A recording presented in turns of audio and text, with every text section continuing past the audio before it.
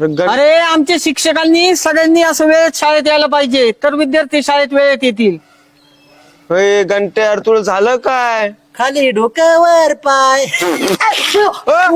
छडी लागे छम छम, विद्याई घम घम छम छम छम. हा, तुम्हाला काल दिलेला गृहपाठ केला का? नाही. फक्त 15 ऑगस्ट 26 जानेवारीला फुकटचे बिस्किट खायला शाळेत येता तुम्ही. तिकडे वर्ग भरलाय तुमचा आणि इथं बाहेर टाइमपास करता गायराटा सारखा.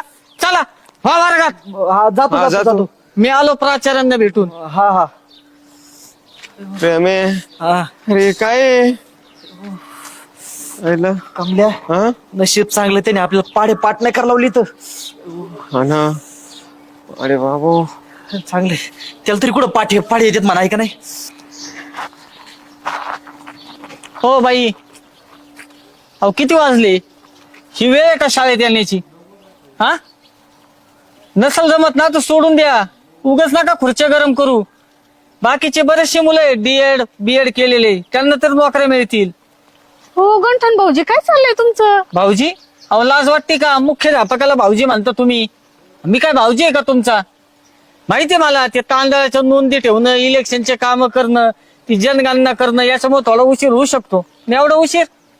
अहो पालक काय अपेक्षेने पाठवतात त्यांच्या मुलांना आपल्या शाळेत.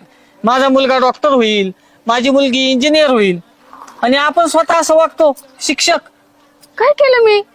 काय केलं? अहो काहीच नाही केलं तुम्ही. नसल जमत ना तर द्या सोडून. नका उगाच खुर्च्या गरम करू. दुसरं कोणाच्या गरीबाचं भलं होईल. अहो बरं झालं गट शिक्षण अधिकारी साहेब